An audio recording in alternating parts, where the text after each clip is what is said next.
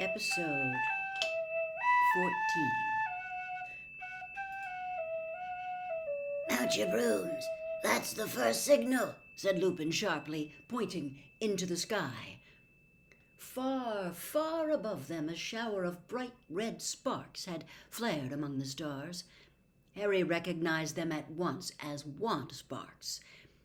He swung his right leg over his firebolt, gripped its handle tightly, and felt it vibrating very slightly, as though it was as keen as he was to be up in the air once more.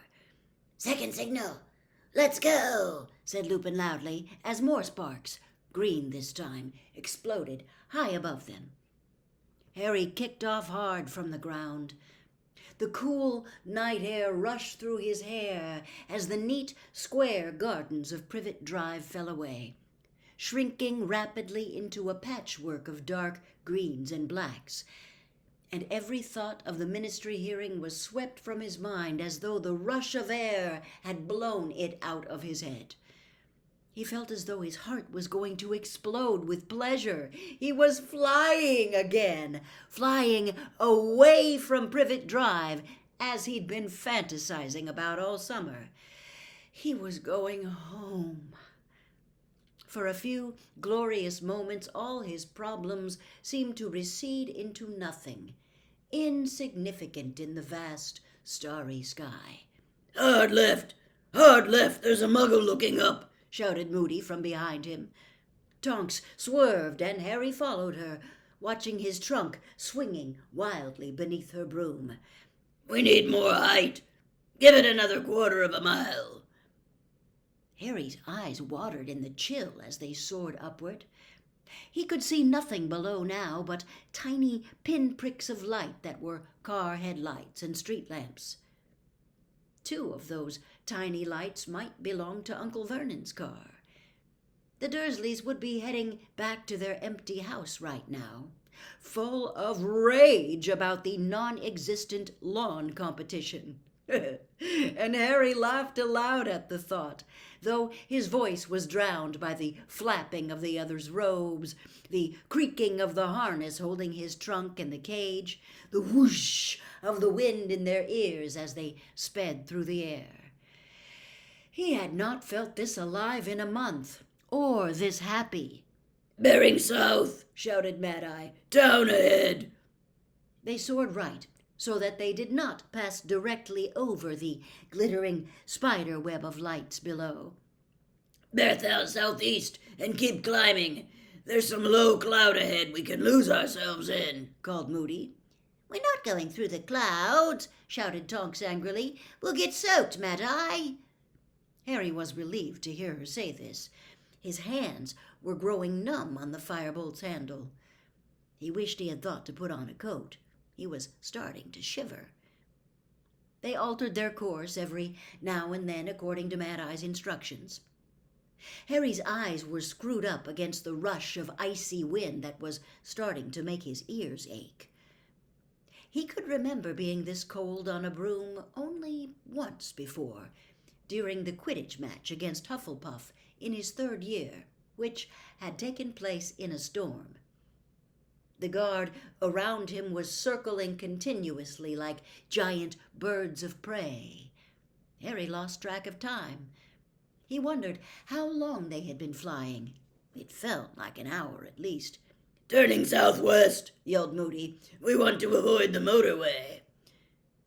Harry was now so chilled that he thought longingly for a moment of the snug, dry interiors of the cars streaming along below. Then, even more longingly, of traveling by Floo powder. It might be uncomfortable to spin around in fireplaces, but it was at least warm in the flames. Kingsley Shacklebolt swooped around him, bald pate and earring gleaming slightly in the moonlight. Now Emmeline Vance was on his right, her wand out, her head leaning left and right. Then she, too, swooped over him, to be replaced by Sturgis Podmore. We ought to double back for a bit, just to make sure we're not being followed. Are you mad, Mad-Eye? Tonks screamed from the front. "We're all frozen to our brooms. If we keep going off course, we're not going to get there until next week. We're nearly there now." "Time to start the descent," came Lupin's voice. "Follow Tonks, Harry." Harry followed Tonks into a dive. They were heading for the largest collection of lights he had yet seen. A huge, sprawling, crisscrossing mass, glittering in lines and grids, interspersed with patches of deepest black.